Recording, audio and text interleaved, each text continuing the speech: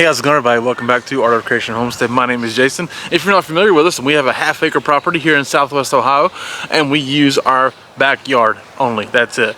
Everything inside the fence is what we use, okay, to grow our food. Front yard, you would never stinking know we got this back here. But none of that's important. But what is important is the fact that we do grow a lot of food. We do our best to grow as much food as possible. We do grow a lot of things like kale, broccoli, many types of sweet peppers, and obviously many other things besides that. But what are the 5 most important things that we grow? Good question. So here it is, the 5 most important vegetables, or shall I say crops, that we plant every single year. Now the criteria of this is very simple. Important to us, okay? Like to what we do, how we eat, things we enjoy, that kind of stuff, right? 2 of them are very simple. The other 3, maybe not as much. One of them for sure isn't. First thing is obviously tomatoes. There's 32 tomato plants behind me, and there's a handful more that's got to get put in some grow bags. So we're going to grow probably nearly 40 tomato plants this year, possibly more, I don't know. Either way, they're very important to us. Why? Well, it's simple. A fresh tomato is delicious. It's a great bite of summer, to be honest with you. It's fun. They're fun to grow. And we can tomatoes, make pasta sauce, pizza sauce. We do all kinds of things with tomatoes. It's very simple to use fresh and to can, preserve, and to use all year long. So they're very important to us. Of course, most people who grow food, tomatoes are very important to them. Now we plant things based off of enjoyment. Do we just want to enjoy it? Are they good producers? Obviously. Are they disease resistant? Are they good canners? Flavor. Is there a story behind an heirloom seed? Those types of things, those are all what goes into our thought process of the tomatoes that we do plant and why we do grow so many. The second one is very obvious. It's green beans. If you watch this much at all or remember much at all about what I talk about, I'm a green bean connoisseur. I love green beans. All right, it's very important to me. Originally from the Blue Ridge Mountains in North Carolina. It matters to this Blue Ridge boy, okay? Let's just be honest. We grow green beans in a few different ways. In a raised bed, in the ground, and in a green stalk. The varieties we grow, we base them off of a few different things. We'll say a few different things. Production, speed, because like, you know, bush beans, you can go 60 days, harvest pretty much all of them and rip them out and plant again. So production, speed, flavor is a big deal. And how well are they used in a small space? That does matter, okay? Matters a lot to us, flavor. We grow some varieties that are not as prevalent. They have a really good story. I like a good story too. Good story behind the variety itself. Like old Appalachian heirlooms, we adore. They also tend to have the best flavor, to be honest with you. So we grow some of those, and we grow some basics, Blue Lake or a Contender, some of the faster producing varieties that aren't as complex of a flavor or as rich of a flavor. They're still very good, but we do a lot of canning and freezing of green beans. I eat a lot of them, and they're good to have to take to Thanksgiving. Okay, we go Thanksgiving. You have 3 quart jars of green beans to take to Thanksgiving. It's kind of your contribution to the meal, maybe besides other things, but still, it's kind of fun to be able to share with your family and friends the bountiful blessings of your garden. So green beans are very important to us, and I just think and love them. Now, number 3, the third most important thing to us.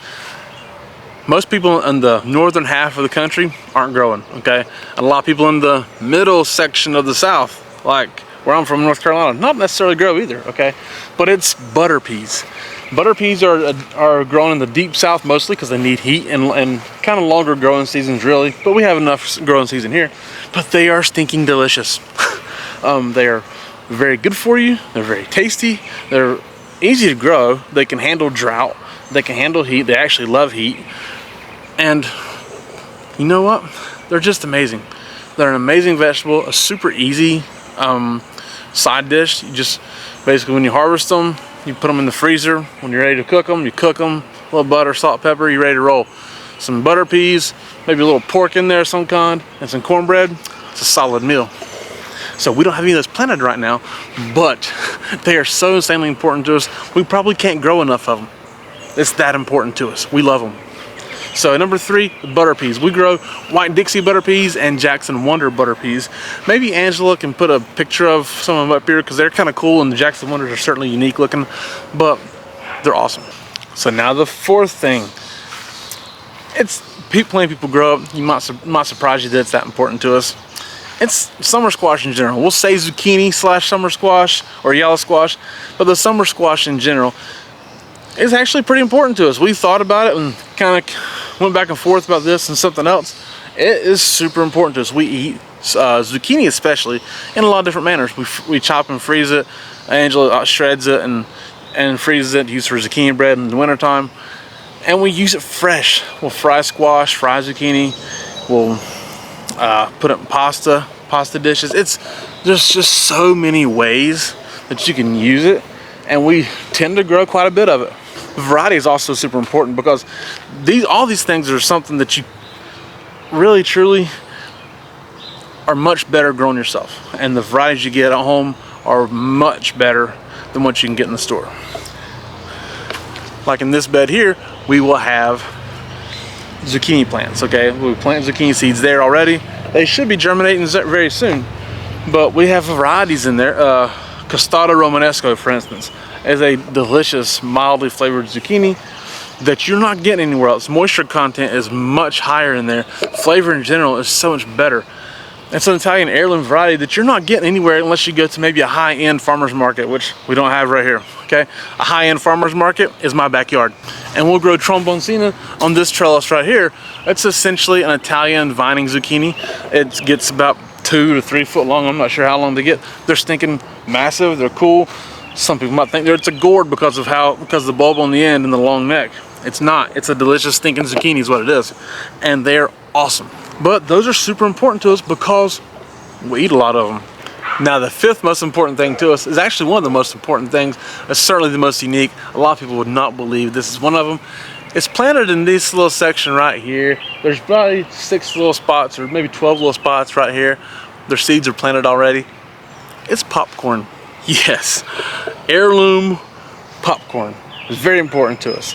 First of all, it's just stinking delicious, all right? It's becoming more and more important to us because we've ate all of our popcorn from last year and we want more because Angela and I like to sit down at night, especially on this like Saturday night, maybe watch a movie and eat popcorn. We don't want the GMO popcorn in the store. We don't really like the yellow popcorn, even if it's organic and heirloom. We don't necessarily like that popcorn as much as the popcorn that we can grow. We grow this year we planted a blue and a pink variety. We've grown blue and red before. Strawberry, it's mini blue and strawberry popcorn, I think is what we've grown before. This is mini blue and mini pink. It's awesome, stinking delicious. It's actually better for you than you'd realize. High in fiber, low in calories. I think it actually has a little bit of potassium in it, maybe something like that. It's really stinking good for you. And it's not been treated with anything. If you put it in your yard, you grow it organically like we do especially, and it's heirloom, not GMO, not the junk in the bags that you just pop in the microwave.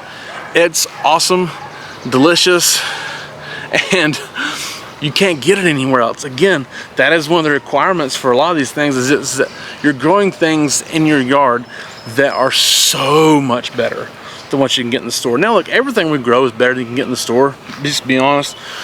But you can find pretty good organic potatoes, which is an honorable mention. Pretty good organic onions, which is an honorable mention. Pretty good organic garlic, which is an honorable mention. Now, do we grow better garlic, onions, and potatoes here? Of course.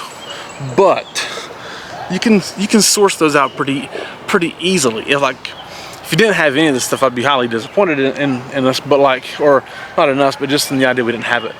But this stuff, the tomatoes, beans, zucchini, popcorn, and butter peas, we're not finding anywhere. Okay, we're not finding what we're doing. The tomatoes maybe you can find, but the varieties we plant, probably not. And it's just, that's what makes these 5 things so important to us. Again, honorable mentions would be potatoes, carrots we love growing. It's not super easy, but we love growing them. And you can find good organic carrots at Whole Foods. But again, so garlic and onions we love. Beets are super important. Now that's pretty close if you really think about it for us, because we love pickled beets. And our beets are really stinking good, better than you can get in the store, obviously.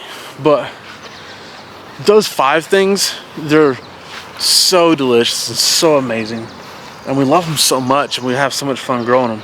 That's what makes them the most important things that we grow. And honestly, I genuinely believe everyone would benefit from growing all 5 of those things as well. So thank you guys so much for watching. We do appreciate it. My name is Jason, and this is Art of Creation Homestead. We love y'all. God bless you, and goodbye.